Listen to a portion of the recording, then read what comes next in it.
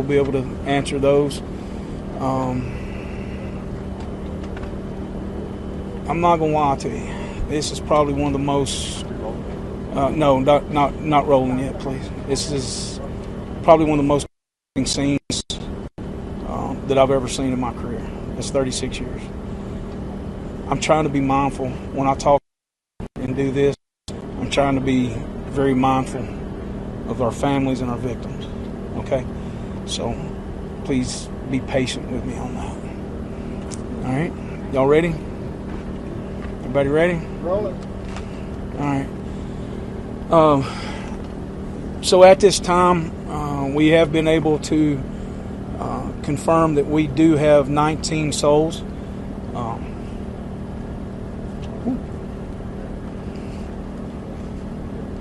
That we're looking for. So, excuse me, I ask you to keep in mind those families. This is probably one of the most devastating sites, I think. Sheriff Kraft and I was talking about. It's probably been one of the most devastating situations that I've been on in my career.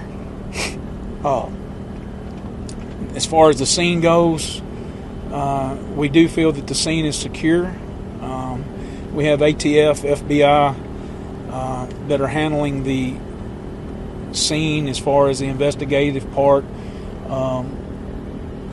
trying to figure out and recreate or figure out what actually happened to cause this.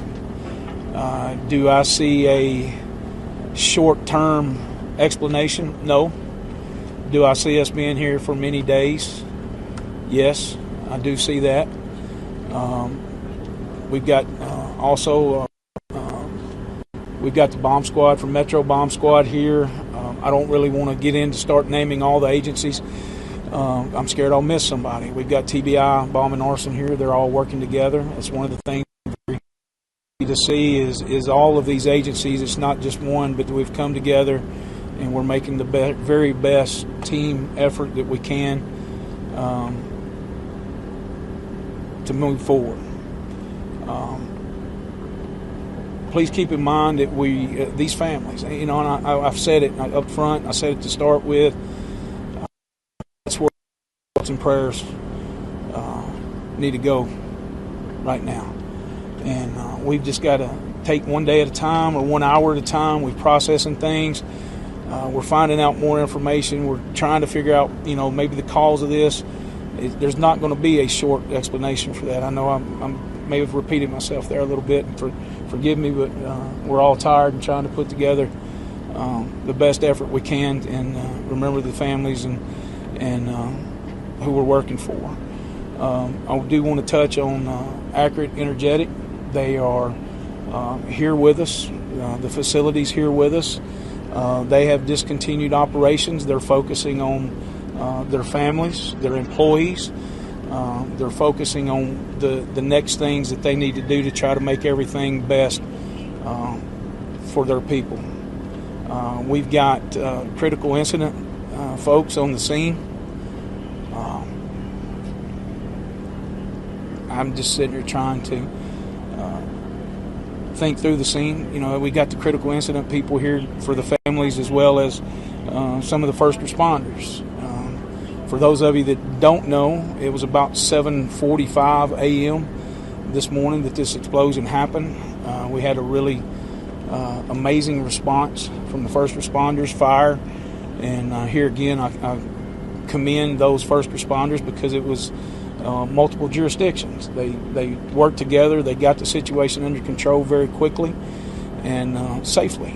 And when you see or you pull up to the things that they were seeing and doing and having to do at the time, they done very, very well. And anybody any questions? Sir, you mentioned the word souls earlier. Can you tell us how many people have lost their lives? I can tell you that we've had, there are fatalities. Do I want to put a number to that? Because I always, and those of you that have known me in the past, I always wish for the best.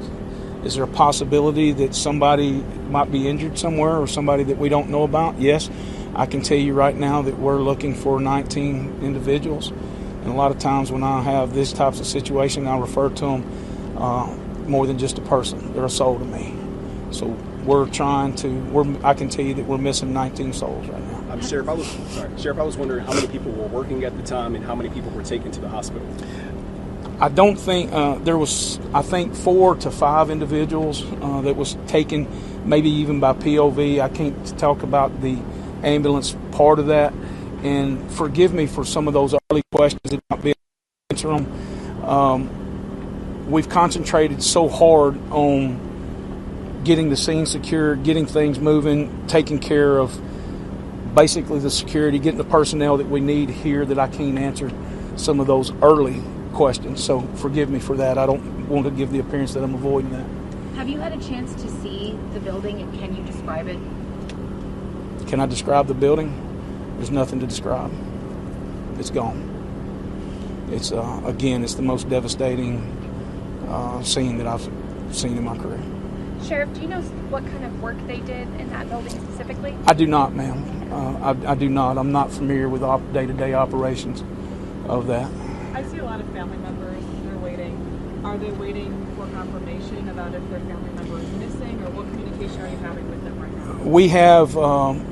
We have communicated with the family. We've done it twice. We wanted to get some solid information because we was sliding a little bit in information that we were receiving and from past experience from the flood and those kind of things, that we wanted to make sure that we had the information, the correct information that we needed to talk with. So yes, we have spoke with families.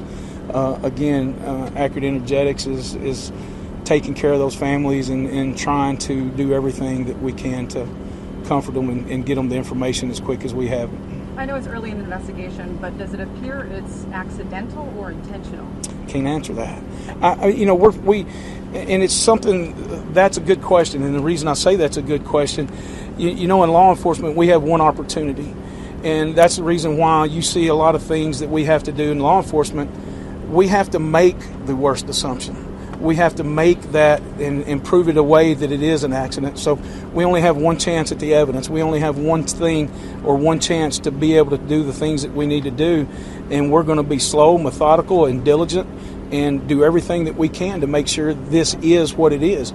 And we're working for those families and those people that were in that building to make sure we get, if they deserve justice, we want to be in a situation that we get them justice. And that's how we have to approach these situations. Okay, and there was another report that there was a destructive explosion in 2014 in the same building that was operated by Rio Ammunition. Can you confirm that and tell me if there's some kind of trend going on? Rio was on the facility. That did happen here. I was here during that time. I don't believe that it was that current facility at all. Yes, ma'am, you had a question? That was my question. Do you have any information about a previous explosion at this facility? You have to remember, this is a huge compound, and there's a couple of different businesses that may operate within this facility. So I don't want to get in too much to the operation of the facility because they are a very delicate operation, and we have to maintain that. Sheriff, I had heard some comments earlier about fallout outside the campus area from the blast early on. Yes, sir. Is that something you can confirm? There may be some debris that went over the fence. I don't think that we're too far from one of the property lines, and there may be some debris that's on another property here. Sheriff, so the scene was secure. Does that mean that stable and first responders have been able to access this? It means that the scene is stable. The ATF and the FBI are on that. They are methodically moving through the location of the explosion. Sheriff, I'm not sure if you know this, but was at 7:45 was the plant up and running, or were people just arriving for work? Do you have any idea? I believe the plant was up and running. Last question. Have you been able to speak to any families directly, and if so, what are you telling those families? We have spoke to the families directly, and we told them that we're going to be very transparent with them and get them the information and try to answer every question that they have the best we can. It's going to be a very slow process. Sheriff Kraft, you want to? Anything? I agree. Did they call you guys, or did y'all start calling them? How did that work?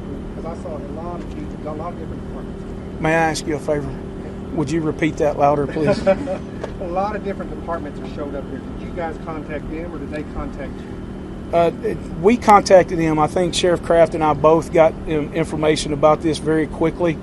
I don't mind telling you from the prior experiences here with the Rio and the questions that y'all had, I immediately picked up the phone and called Commissioner Long, and I said, this is what I've got, this is where I'm going, because we are in a bad cell range, we are in a bad location, and Commissioner and I are personal friends, and he helped me get the agencies here that we needed, and rapidly. So that was one of the things that I'm very thankful to him for that, and that relationship as well. All right, last question. I think I might have said that. Anybody? Well, Sheriff, I'm curious. I mean, after Waverly, I mean, another tragedy. I mean, just you talked about it at the beginning, but just how are you feeling? I mean, how's the community doing after another tragedy like this? My friend, I can't answer that, and forgive me for saying that. I can't answer that right now because he and I and the people from this facility, Mr. Stinson, we've concentrated so much on what is here right now and getting this stable, secure, and taking care of the people here that I hadn't been able to have any kind of feedback from the community. So I'm sure that I'll start hearing some things. We'll start interacting with things as time goes through this. And again, this is not going to be, we're going to close this up tonight. It will probably be here 3 or 4 days from now, 5 days from now. It wouldn't surprise me at all if we're here next week. But we're just, again, we got to go slow, methodical. So forgive me, I don't mean to avoid that question, but we just can't, I can't answer it right now because I don't know. I do have one more question. I know you were kind of being really sympathetic towards you. I'm wondering if eventually you are going to let us know how many people have perished. Yes, ma'am. We will confirm that. And like I can say right now, the list that we have right now, we are missing 19 souls. Okay. Thank you. But Okay. we're not confirming that some of them are just missing. You can't confirm which ones have actually been accounted for. I could not tell you who's been accounted for. What are the next steps for you? Good question. Right now, honestly, we're having to go hour by hour. We're having to take things hour by hour. We're having to take developments that's going on. We're operating this as, for lack of better words, and I don't want to say two different scenes, but we're letting them take care and doing the things that they need up there where the incident occurred. And we're taking that information, compiling what the needs are, and setting goals that we're trying to reach as we go. So to answer that, we're on that hour by hour situation. When do you think we'll have numbers about the number of people treated? Ms. Gray, if you don't mind, what time was we going to come back together? 4 p.m. I'm hoping by 4 p.m. that we can be able to tell you more information about that. So it's there again. It's not that I'm avoiding it. It's that we're getting information as we go, and that's why I want to try to maybe do these every hour or every couple of hours to be able to answer your questions. Okay. Again. Is there some kind of list of missing people that we could potentially access? There was this one woman that told me her son was on that missing people list. I don't know if that's something that the media is privy to. Have that available for the media at this time, and we're still working with that. There again, because there's some of the delicate information, we're trying to confirm that every family's been notified, and we've got 110%. Have got to make sure that that's happened. The Sheriff Kraft and I have even said if there's somebody that we can't get a hold of, we're going to send officers and along with accurate energetic staff to make sure that we go out and find that. So, excuse me, we're trying everything we can do to take care of the people. Fair enough? Hey, Chris, in years past, you've asked media to help in different aspects. Is there anything we can do to assist at this time? Burton, I really appreciate you commenting on that. And putting things out here. We had some early pictures that was released, and man, I'm just asking you to be mindful of these families. This is a huge ordeal. It's a very devastating ordeal, and I'm not talking about devastating on the scene. I'm not talking about that. I'm talking about devastating in the fact of a loved one just come to work and now may be missing or deceased. So please keep that in mind when you're having or doing these stories. You know, these stories, we often find ways that we try to turn things into negative. This is a bad situation. This is a negative situation. There's a reason for us to take the downward spiral or the downward side of this story when it comes to these families. So I'm all about that, and I'll always be about that.